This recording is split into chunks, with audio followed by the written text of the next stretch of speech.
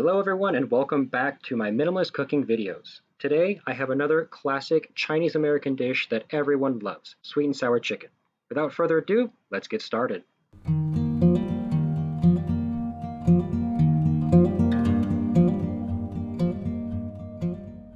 We will begin by preparing our chicken. Today I'm using chicken breasts. Start by removing the skin and cutting it into pieces.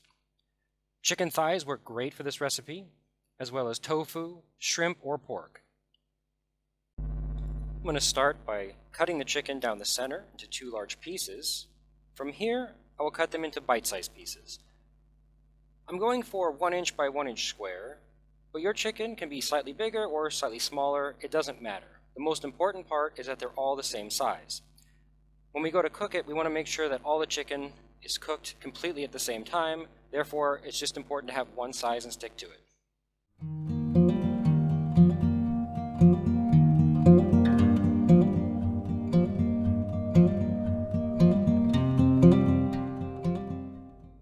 Go ahead and cut the second piece of chicken, if you have it, into bite-sized pieces and place it into a bowl so we can get it ready to be marinated.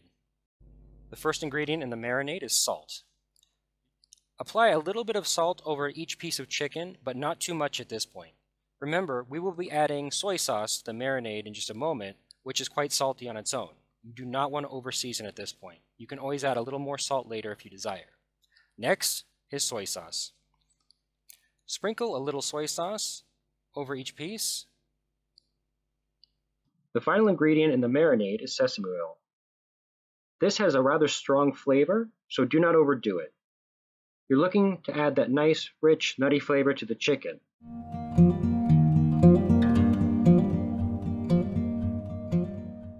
After you complete the marinade, make sure to massage it in the chicken to get equal coverage.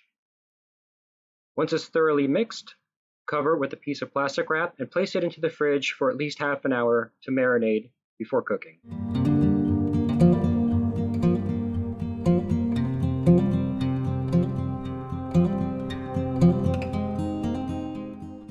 Excellent. Now we'll make the sweet and sour sauce. We begin by adding 4 tablespoons of sugar to a pan. Here I'm using Demerara sugar, however you can use brown sugar or white sugar, it will not matter. I prefer to make my sweet and sour sauce before I fry the chicken because that's a little easier for the small kitchen that I have. Equally, you can certainly prepare this after you're done frying the chicken. Next ingredient in the sauce is white vinegar. You'll add 5 tablespoons to the pot. If you prefer to have a little less tangy sauce overall, you can add 4. If you like it a really tangy sauce, go ahead and add 6. It's up to you. And tomato ketchup. We will add 3 tablespoons. This is where the red color in the sauce comes from. However, many restaurants add some red food coloring to theirs to make it really bright red. 1 tablespoon of water goes in, followed by our last ingredient, 1 tablespoon of soy sauce. In order to thicken the sauce, we will be making a cornstarch slurry. Add 3 tablespoons of water to a cup and 2 tablespoons of corn flour or cornstarch. Make sure to mix it really well so that it's completely dissolved. We'll set this aside for later.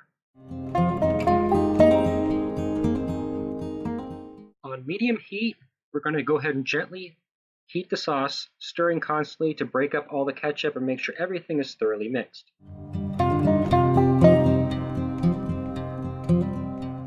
Once the sauce begins to bubble slightly, as you can see here, it's time to go ahead and add our cornstarch slurry. Make sure to mix it well again before adding so there aren't any lumps. I like to start by adding 1 or 2 tablespoons of the entire mixture, stirring it, and then seeing what the consistency is. Remember that it's a lot easier to add a little more thickener at this point than it is to over-thicken your sauce and try to thin it out later. Be sure to continuously mix the sauce after adding the thickener so that there aren't any lumps. You want to make sure that everything is integrated really well and that everything has an even consistency. You're looking for about the thickness of warm maple syrup. This looks really good right here. I'm going to go ahead and set it aside so I can move on to frying my chicken.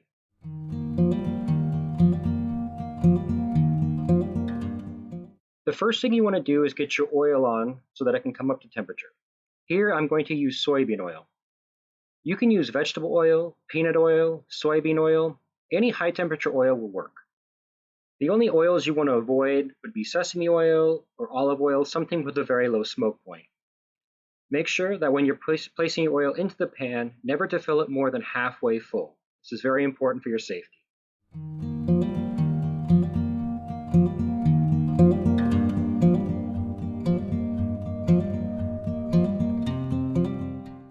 With my oil getting up to temperature, I'm going to go ahead and start making the tempura mix. Here I'm using a packaged tempura batter mix, which is simply a pre-mixture of all the listed ingredients on the recipe. If you are following the included recipe, there is absolutely no difference. You'll simply add the items on the recipe to a bowl and mix them all together. There's no sequence. To these dry ingredients, we'll be adding chilled club soda.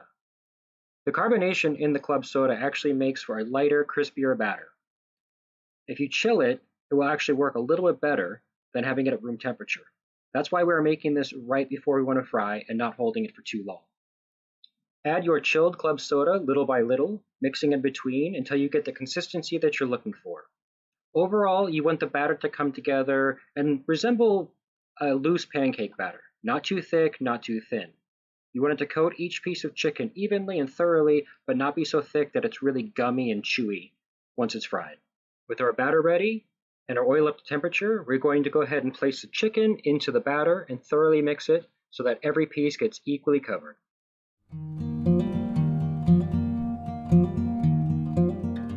Your oil should be at about 350 degrees Fahrenheit. If you don't have a thermometer like me, an easy way to check the temperature is to drop a few little droplets of the batter into the oil. If it begins to bubble immediately and rise to the surface, you know it's ready. Begin by placing half the pieces of chicken into the oil one by one, making sure not to splash the oil as you place it in.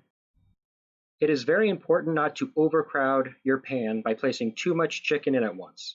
If you do that, the temperature of the oil will drop dramatically and result in a rather soggy, oily piece of fried chicken.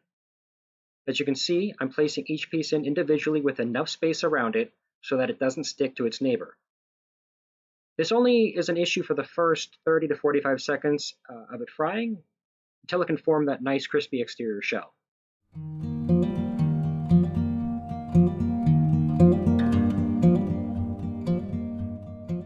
After the chicken pieces have been placed in the oil, allow them to cook for roughly 2 to 3 minutes per side. Depends on the size of your piece, but after about 2 to 3 minutes, you'll see that one side has become slightly brown, and you know it's ready to flip. As the chicken is cooking, go ahead and stir it every few seconds to make sure that it cooks evenly. After 5 to 6 minutes of total cooking time, we're going to go ahead and pull the chicken out. It's crispy, but not too dark brown just yet. Don't worry, we're going to go ahead and address this here shortly. Pull the remaining chicken out onto some paper towels so that it can drain. And place the other half of your uncooked chicken into the oil so that it can fry just like you did for the first batch.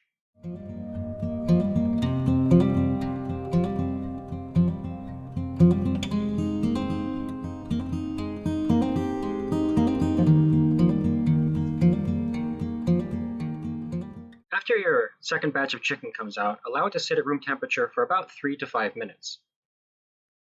After that, you're actually going to double fry the chicken. Simply place the cooked chicken back into the oil. At this point, since the chicken is so hot and you're just going to be flash frying them for a second round, you don't have to worry about overcrowding. All the chicken can go back in. This second round of frying will only last for 1, maximum 2 minutes. What this does is create an extremely crispy, crunchy chicken with a nice, deep, rich brown color. Notice how the chicken is now a nice, dark, rich brown color instead of the slightly tan color it was before.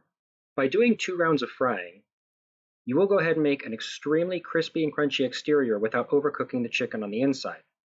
This is very important if you plan on tossing your chicken in your sweet and sour sauce. This will help it stay nice and crisp even while it's covered in sauce.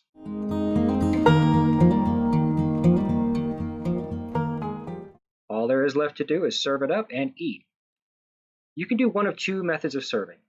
Place the chicken onto a plate and serve the sweet and sour sauce on the side. This will keep the chicken extremely crispy and crunchy for a little bit longer than tossing it into the sauce. The other way to serve the chicken is by tossing it directly in the sauce. Simply take some of the sauce and pour it over the fried chicken and toss to coat evenly. This recipe ended up making 2 extremely generous portions or 3 normal-sized portions. If you enjoyed this video, please don't forget to give it a thumbs up and make sure to subscribe to our channel for more videos just like this. Thank you so much!